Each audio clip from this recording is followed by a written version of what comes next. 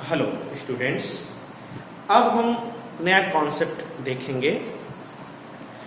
राष्ट्रीय आय तो आपने देखा कि जो देश की आय होती है, देश में जितनी समस्त अंतिम वस्तुएं सेवाएं उत्पादित होती हैं उनका मौद्रिक मूल्य राष्ट्रीय आय है। अब आपके सिलेबस में दो चीज है, एक व्यक्तिगत आय है, एक व्यय योग्य आय है। व्यक्तिगत आय क्या है, पर्सनल इनकम क्या है, ध्यान दीजिए। व्यक्तिगत आय क्या है? कुछ चीजें होती हैं जो राष्ट्रीय आय में शामिल नहीं होती हैं। जैसे मैंने बताया कि सरकार ने अगर आपको कोई बिना कुछ किए आपको कोई बेरोजगारी भत्ता दे रही है, किसी को कोई पेंशन दे रही है, या कोई आपको मदद कर रही है, जिसको बिना किसी, जैसे बेरोजगारी भत्ता हो गया, वृद्धावस्था पेंशन हो गया, विधवा अवस्था पेंशन हो गया, बाढ़ सहायता हो गया, सूखा सहायता हो गया, इसको बोलते हैं हस्तांतरण आय, ट्रांसफर आय। तो राष्ट्रीय आय में इन चीज को जोड़ दिया जाता है क्योंकि ये व्यक्तिगत है, राष्ट्रीय नहीं है। तो अगर राष्ट्रीय आय में इन चीजों को जोड़ दिया जाए, जो हस्तांतरण आय है, जो हमें सरकार से बिना कुछ किए प्राप्त हो रही है, प्लस जो राष्ट्रीय आय है उसमें से कुछ चीजों को घटा देना चाहिए। जैसे सामाजिक बीमा में अंशदान, तो सामाजिक बीमा में क्या अंशदान आप कर रहे हैं? कंपनी ने जो उत्पादन किया तो कंपनी का जो लाभ हुआ उस पर कुछ कर दायित्व है, उसे कर चुकाना है। कंपनी नहीं यूज कर सकती व्यक्तिगत रूप से, तो आप कंपनी लाभ पर कर दायित्व घटा दीजिए। प्लस अवितरित कंपनी लाभ, कंपनी अपने लाभ का कुछ हिस्सा रखती है तो वितरण नहीं करती, तो वो भी व्यक्तिगत आय नहीं हुई।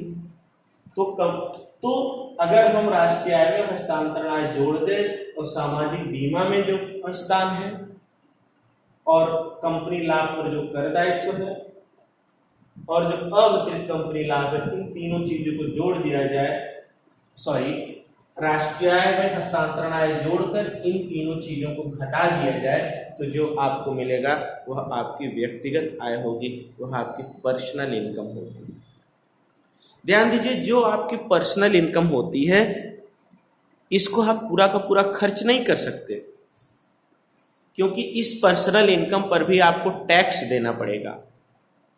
ठीक है, जैसे किसी की व्यक्ति की पर्सनल आय अगर 5 लाख रुपया है तो उसे अगर सरकार को 5,000 या 50,000 टैक्स देना पड़ गया, तो अब उसके पास खर्च करने के लिए कितना बचा? 4.5 लाख रुपया बचा। तो यही उसकी व्यय योग्य आय है। तो अगर हम व्यय योग्य आय निकालें, व्यय डिस्पोजेबल इनकम को बोलते हैं, व्यय योग्य आय, डिस्पोजेबल इनकम, क्या आप खर्च कर पाएंगे? तो व्यक्तिगत आय में से, जिसको पर्सनल इनकम में से, व्यक्तिगत आय माने पर्सनल इनकम में से यदि प्रत्यक्ष कर, डायरेक्ट टैक्स जो आप सरकार को देते हैं, तो अगर व्यय योग्य आय निकालना है तो उसमें हम व्यक्तिगत आय या पर्सनल इनकम में से अगर हम डायरेक्ट टैक्स को घटा देते हैं तो जो हमें प्राप्त होगा वह आपको मिलेगा, क्या मिलेगा? वह डिस्पोजेबल इनकम मिलेगा।